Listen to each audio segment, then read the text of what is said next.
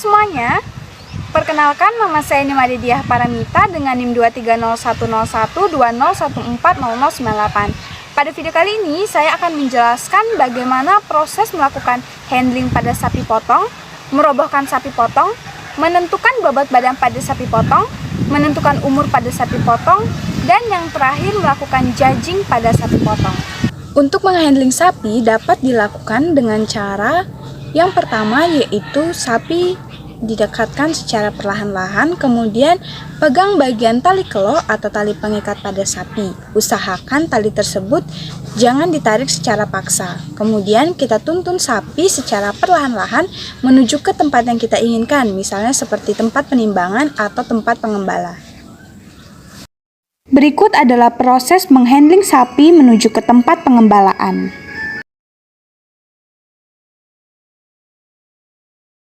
Untuk merobohkan sapi dapat dilakukan dengan menggunakan dua metode.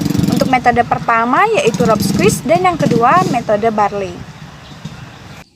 Untuk metode rope squeeze dilakukan dengan melingkarkan tali di bagian leher sapi, kemudian dipindahkan ke ujung tali ke sisi yang lain, di mana arahnya berlawanan melalui punggung sapi. Kemudian tali dilemparkan ke bagian bawah dan dinaikkan lagi ke atas. Kemudian peganglah ujung tali dan lingkarkan pada bagian tubuhnya. Buatlah ikatan di belakang pundak dan di depan ambing. Kemudian tarik sapi. Usahakan ketika menarik, tariklah sapi dengan kuat karena sapi memiliki kaki dan tenaga yang kuat.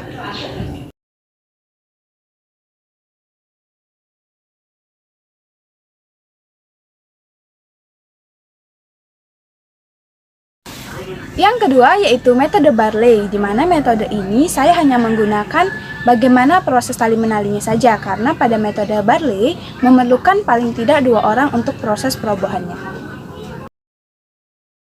Untuk metode barley, yang pertama yaitu membagi tali menjadi 2 bagian, kemudian letakkan tali di atas punggung sapi.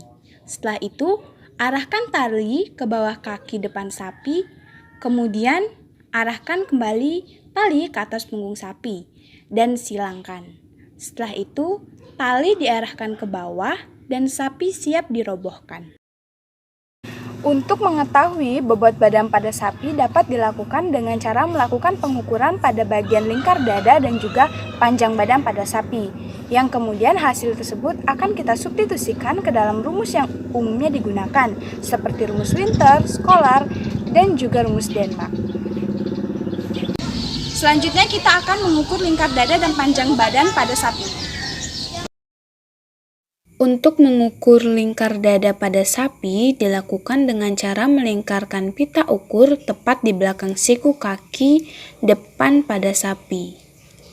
Diperoleh hasil pengukuran yaitu 150 cm. Untuk mengukur panjang badan dilakukan dengan mengukur mulai dari bagian siku sampai benjolan tulang tapis.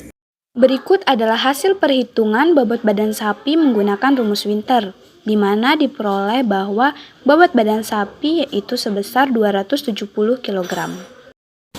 Untuk mengetahui umur pada sapi dapat dilakukan dengan cara melihat bagian struktur dan susunan pada gigi sapi, yaitu dengan cara membuka mulut sapi kemudian kita meneliti pada bagian gigi yang ada pada sapi.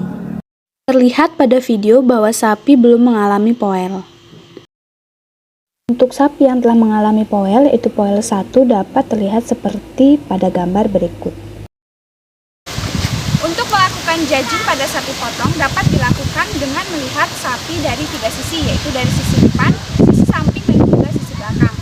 Untuk penilaian terhadap sapi potong dapat dilakukan dengan menggunakan kartu BCS, di mana untuk sapi potong memiliki nilai antara 1 sampai 9. Untuk BCS yang ideal pada sapi potong yaitu terletak pada angka 6 dan 7. Untuk penilaian ternak dari sisi depan kita dapat melihat pada bagian kepalanya, di mana memiliki dahi yang lebar, kemudian matanya cerah, dan bagian leher kompak serta lebar. Kemudian untuk bagian sisi samping kita akan melihat struktur tubuhnya, di mana tubuhnya ideal. Kemudian untuk bagian kaki kokoh dan juga berisi. Dan yang terakhir, punggungnya lurus. Untuk sisi belakang, kita akan menilai bagian pantat di mana pantatnya lebar dan juga kakinya kokoh, serta pada bagian punggung tidak ada cekungan. Sekian video yang dapat saya sampaikan, kurang lebihnya saya mohon maaf. Terima kasih.